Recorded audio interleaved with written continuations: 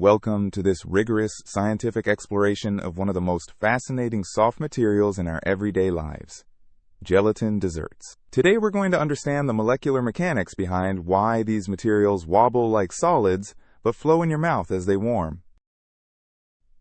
Let's begin by understanding what gelatin actually is at the molecular level. Gelatin is a protein derived from collagen, which is found in animal connective tissues. When collagen is hydrolyzed by heat and acid, the triple helix structure partially breaks down into single-strand polypeptide chains. These chains are typically 300 to 4,000 amino acids long. The amino acid composition is crucial. Collagen is rich in glycine at about 33%, proline at 12%, and hydroxyproline at 10%. This unique composition allows for hydrogen bonding. Now let's discuss the sol-gel transition. This is the critical phase transformation that gives gelatin its unique properties. At temperatures above 35 degrees Celsius, gelatin exists as a sol. This is a liquid state where the polypeptide chains move freely in water with random coil conformations. Below 35 degrees Celsius, the chains begin to form junction zones. These are short segments where chains align and hydrogen bonds form between them, creating a three-dimensional network. On the left, we have the sol state at high temperature with random coils. On the right, the gel state at low temperature, where junction zones connect the chains into a network. It's crucial to understand that these junction zones are not covalent bonds. They're held together by weak hydrogen bonds and van der Waals forces. This is why they can break apart so easily. Let's now examine the mechanical properties quantitatively. Why does gelatin wobble?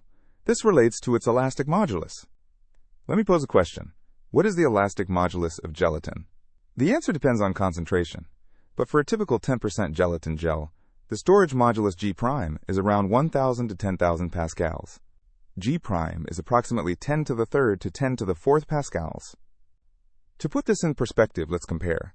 Steel has a Young's modulus of 200 gigapascals. Rubber has a modulus of about 1 megapascal. Gelatin is 3 orders of magnitude softer than rubber. Steel, 2 times 10 to the 11th pascals. Rubber, 10 to the 6th pascals. Gelatin, 10 to the 3rd to 10 to the 4th pascals. This extremely low elastic modulus is why gelatin wobbles so readily.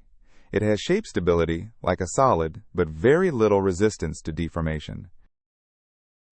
Now let's understand the physics of wobbling. When you tap a gelatin dessert, you excite vibrational modes. The characteristic wobble frequency depends on the elastic modulus and the density. We can estimate this using simple harmonic oscillator theory. The frequency f is approximately 1 over 2 pi times the square root of G' over rho L squared, where rho is density and L is the characteristic length. Let's do a back-of-the-envelope calculation. Take a gelatin cube with side length L equals 5 centimeters. G' equals 5,000 pascals. Density rho is approximately 1,000 kilograms per cubic meter, similar to water. L equals 0.05 meters. G' equals 5,000 pascals. Rho equals 1,000 kilograms per cubic meter. F is approximately 1 over 2 pi times the square root of 5,000 over 1,000 times 0.0025. F is approximately 1 over 6.28 times the square root of 2, which is approximately 0.22 hertz. So the wobble frequency is about 1 wobble every 4 to 5 seconds, which matches what we observe. The gelatin wobbles slowly because its modulus is so low. Now let's discuss what happens when you apply shear stress, like when you chew gelatin. Gelatin exhibits shear thinning behavior. This means its apparent viscosity decreases as shear rate increases.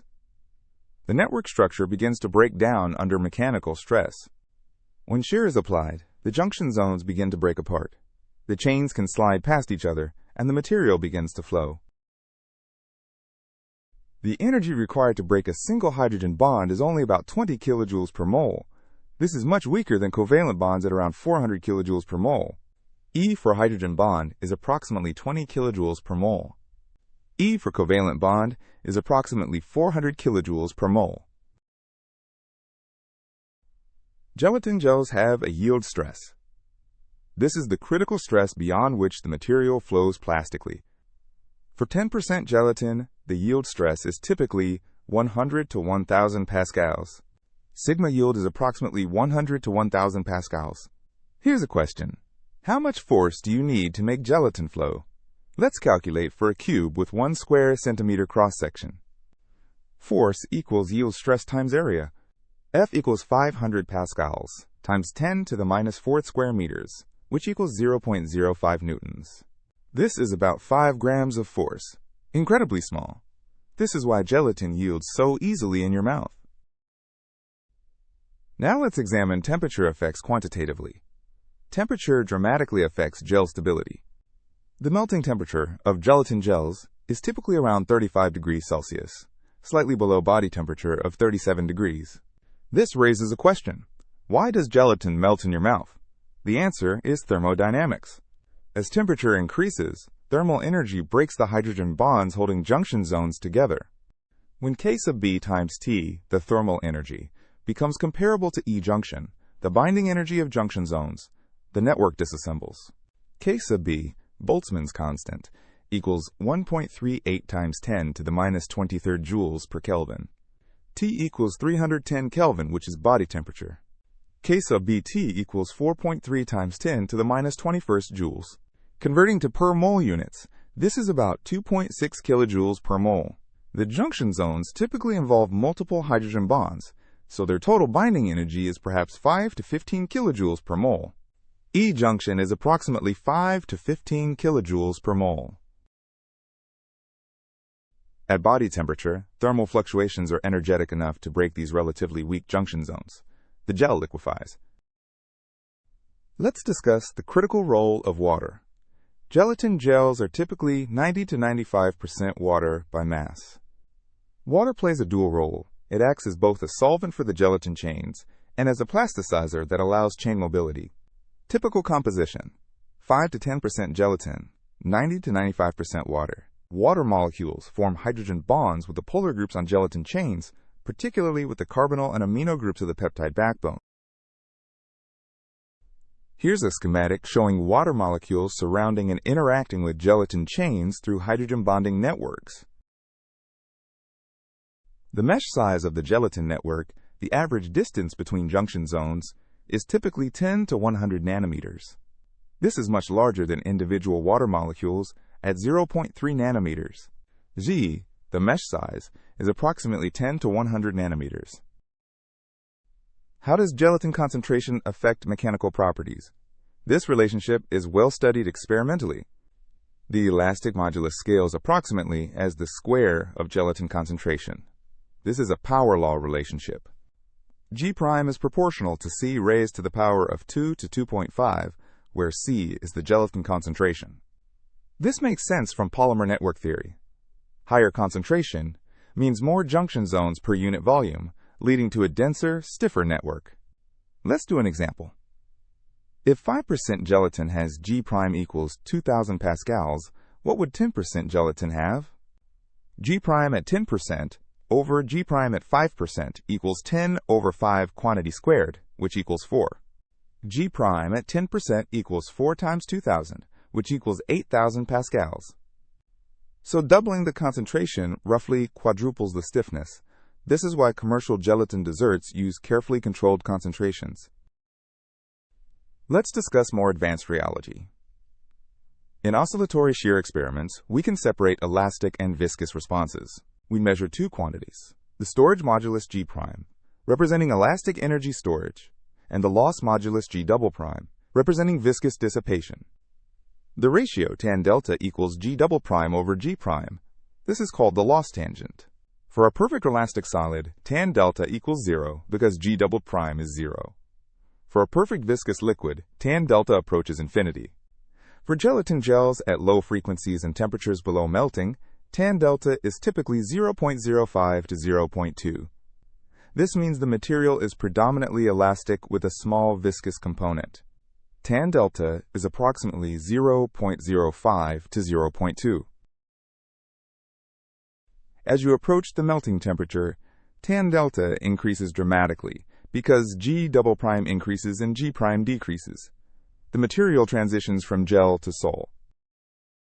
Let's zoom in to the molecular level at junction zones. What exactly happens there?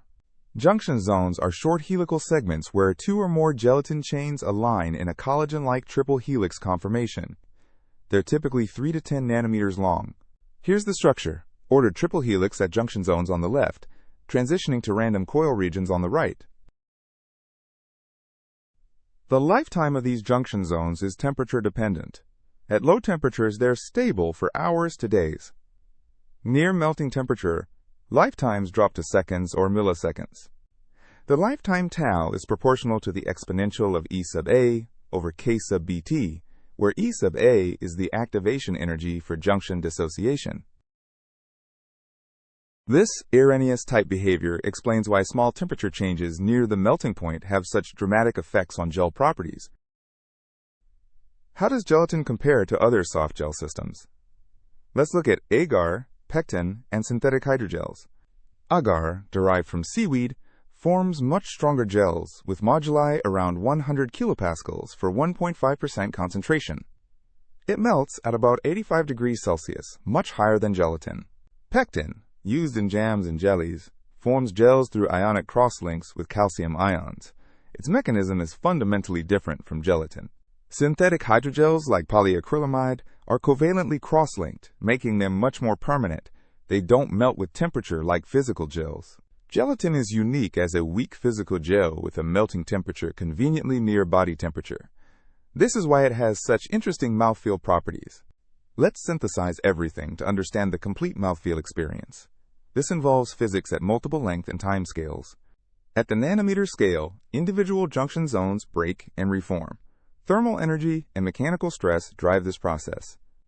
At the micrometer scale, the network structure deforms elastically and plastically as you chew. At the millimeter to centimeter scale, the bulk gel fragments into pieces and begins to flow as a viscous liquid. All these scales contribute simultaneously to the overall sensory experience. The time scale for complete melting in your mouth is typically 5 to 30 seconds, depending on gel strength and temperature. Here's a final question. Can we estimate the heat transfer rate? Let's do a thermal analysis. The heat required is Q equals mc delta T, where m is mass, C is specific heat, and delta T is temperature change. Assume 10 grams of gelatin dessert, starting at 5 degrees Celsius, needs to reach 37 degrees Celsius body temperature. Specific heat C is approximately 4,000 joules per kilogram Kelvin, similar to water. Q equals 0.01 times 4,000 times 32, which equals 1280 joules. If this heat transfer happens over 10 seconds, the power required is 128 watts. Your mouth can easily supply this through blood flow and metabolic heat. Power P equals 1280 over 10, which equals 128 watts. Let's summarize the complete physical picture of gelatin mechanics.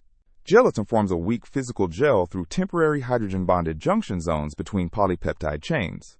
The low elastic modulus of 1,000 to 10,000 pascals enables characteristic wobbling behavior with frequencies around 0.2 Hz. Yield stresses of only 100 to 1,000 pascals mean the gel yields easily under the mechanical stress of chewing. The melting temperature around 35 degrees Celsius, just below body temperature, causes junction zones to thermally dissociate in your mouth. The combination of thermal energy breaking hydrogen bonds and mechanical shear disrupting the network creates the unique sensation of a solid that melts into liquid. This is soft matter physics at its most delicious. The interplay of weak intermolecular forces, thermal fluctuations, and mechanical stress creates an everyday material with fascinating properties that we can rigorously understand through physics and physical chemistry.